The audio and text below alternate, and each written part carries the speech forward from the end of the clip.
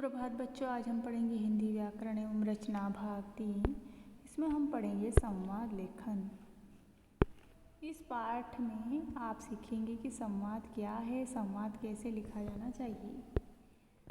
तो संवाद लेखन पाठ 23 है। तो वास्तव में आपसी बातचीत ही संवाद कहलाती है। मतलब जो हम आपस में बातचीत करते हैं वो संवाद होता है। संवाद को बोलना और लिखना एक कला है, यानी कि आर्ट है। दैनिक जीवन में वार्तालाप में सफल एवं चतुर व्यक्ति दूसरों को प्रभावित करने की क्षमता रखता है। यानी कि जो अच्छा बोलता है वो उसकी तरफ सब आकर्षित होते हैं, प्रभावित होते हैं। पारस्परिक संवाद से ही व्यक्ति के अनुभव, अध्ययन, ज्ञान एवं भावनाओं का प्रकटीकरण होता है कि उसको कितना अनुभव है, वो कितना अध्ययनशील है, मतलब कितना ज्ञान है उसको, एवं उसकी के विचार कैसे हैं। यह सब कैसे समझ में आएगा? जब वह बातचीत करेगा, यानी कि संवाद करेगा। संवाद लेखन की विधि, यानी कि किस प्रकार लिखना चाहिए संवाद लेखन। तो संवाद का आरंभ और अंत आकर्षक हो, संवाद स्वाभाविक हो, यानी नेचुरल हो, बनावटीपन ना हो उसमें, सजीव तथा रोचक हो, यानी कि जो संवाद चल रहा है वो ऐसा प्रतीत होना चाहिए कि सही में ऐसा हो रहा है। रोचक यानी रुचिकर हो। फिर संवाद संक्षिप्त होने चाहिए, यानी कि छोटे होने चाहिए। संवाद की भाषा सरल होनी चाहिए और व्यवहारिक होनी चाहिए। अव्यवहारिक भाषा नहीं होनी चाहिए, सरल होना चाहिए, कठिन भी नहीं होनी चाहिए भाषा। फिर संवाद में उत्तर प्रत्युत्तर एक साथ आने चाहिए, यानी कि जो उत्तर हो उसका ही उत्तर मिले, या जो प्रश्न किया गया है उसका ही जवाब मिले।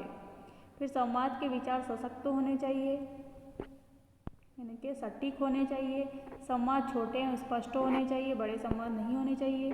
तो ये संवाद लेखन की विधि हो गई। और संवाद लेखन क्या है? संवाद लेखन वार्तालाप को कहते हैं। संवाद लेखन के उदाहरण देखिए तो दूरदर्शन के कार्यक्रम देखने और अध्ययन के प्रति लापरवाह होने पर पिता पुत्र के बीच संवाद, यानी कि बातचीत।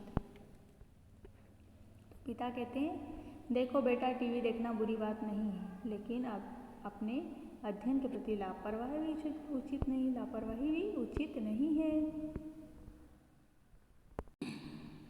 तो पुत्र कहता है, पिताजी, घर में जब टेलीविज़न चलता है तो मेरा ध्यान अपने आप उसकी ओर आकर्षित हो जाता है।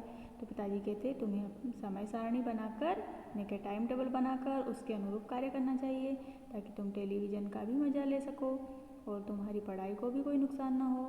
तो पिताजी तो ऐसा कहते हैं पिताजी। तो पुत्र कहता है, पिताजी, मैं आपकी बात ध्यान में रखूँगा, आज ही समय सारणी बनाकर अध्ययन शुरू करूँगा। पिताजी कहते हैं, शाबाश, मुझे तुमसे यही आशा थी, यानी कि उम्मीद थी।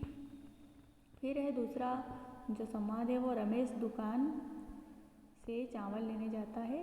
दुकानदार और रमेश के बीच हुआ वार्तालाप। तो पंसारी की दुकान, यानी किराने की दुकान। तो रमेश कहता है, काका चावल कैसे हैं? तो दुकानदार 50 रुपये किलो।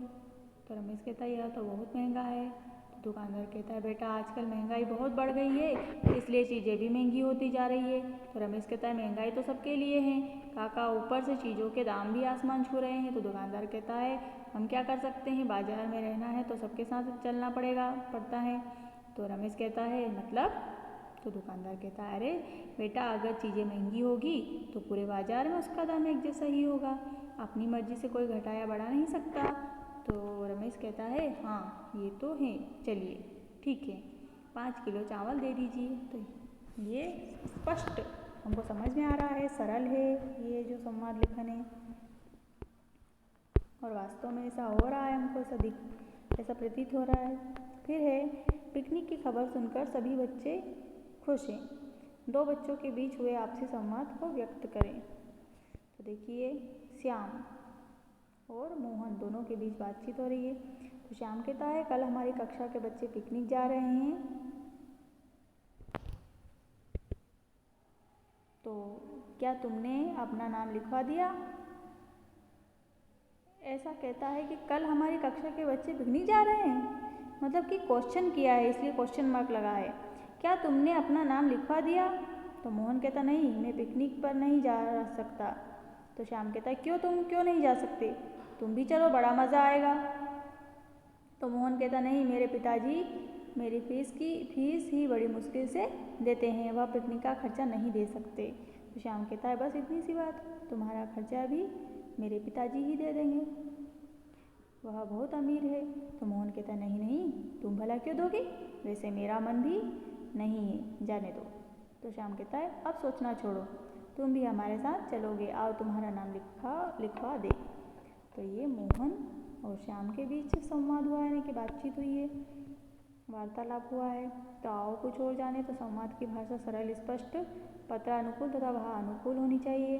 संवाद घटना, परिस्थिति तथा समय के अनुकूल होनी चाहिए,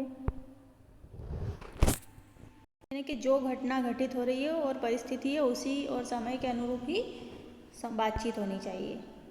तो आपको संवाद लेखन समझ में आ गया होगा। तो आपने सीखा कि संवाद द्वारा आपसी बातचीत को दूसरों तक पहुंचाया जाता है, यानी कि हम संवाद द्वारा ही बात करते हैं। संवाद दो या दो से अधिक लोगों के बीच हो सकता है। तो आपको ये समझ में आ गया होगा, तो आप इसको अच्छे से पढ़ना। धन्यवाद।